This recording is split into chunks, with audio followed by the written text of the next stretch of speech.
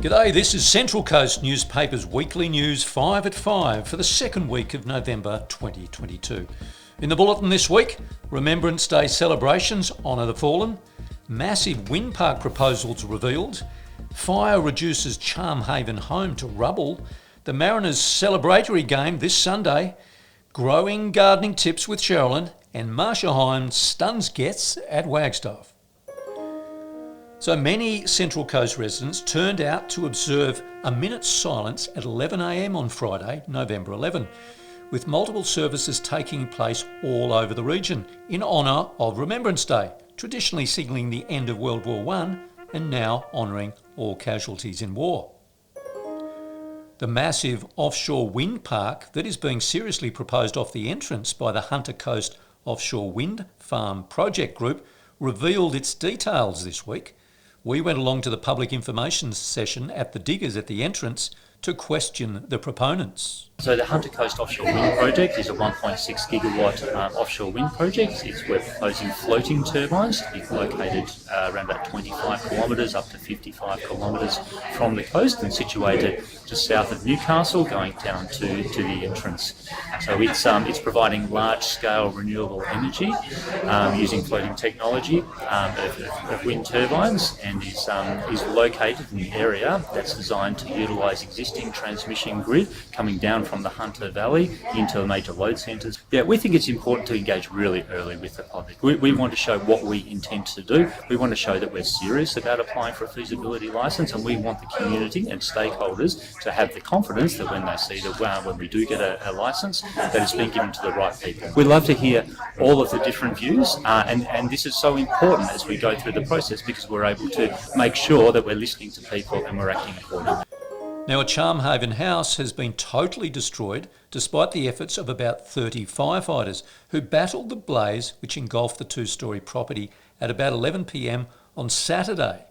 4 people from the house escaped relatively unhurt, though one was taken by ambulance to Wyong Hospital to be treated for smoke inhalation. Now, the Central Coast Mariners continue to grow their momentum. Last weekend, they demolished table leaders Western Sydney Wanderers at Combank Stadium. This week, 3 Mariners players were included in the Socceroos World Cup squad, and coach Montgomery couldn't be prouder. And to have 3 boys, the first A-League club ever to have 3 players chosen to go to a World Cup squad, it's something that we're really proud of as a club. And to see Garang, he's only a kid, I feel like a proud dad with him, because he came as a 16-year-old a couple of years ago, and his rise has been meteoric and inspirational for everybody. Now get along to the stadium this Sunday at 3 p.m. to watch our rising team take on MacArthur FC, because it's going to be a ripper. Now our gardening guru Cheralyn picks a few more great gardening events that are happening across the coast. This is what's on for plant lovers across the Central Coast. Learn organic growing and closed-loop composting techniques every Friday at Bell's Kilcare Garden as horticulturalist Megan Jackson leads an exploration of the abundant kitchen gardens. For more information and bookings, hop onto their website. The Central Coast Edible Garden Trail is on next weekend. Visitors can meet the inspiring gardeners and view a range of permaculture systems and practices at open gardens right across the Central Coast. For tickets, map and more information, visit the Humanitics listing.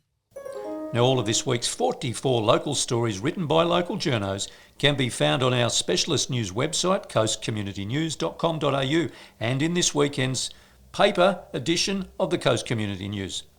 Find us via your mobile phone's Google News and Apple News apps, where fresh local stories are published every day. And of course, you can subscribe to our weekly email newsletter via our website, and or follow our socials on YouTube, Twitter, Facebook and Instagram for brief highlights throughout the week. And audiophiles can listen in to our bulletin on Radio 50 Plus 93.3 throughout the weekend. Now we leave you this week with a little footage of last weekend's surprise performance by Marcia Hines at the Booty Arts Award, proving, once again, some people aged like a great wine. Shining bright, shining bright, and I wonder how I ever got here on. Without you, there's something very special about you. All I ever think about is true.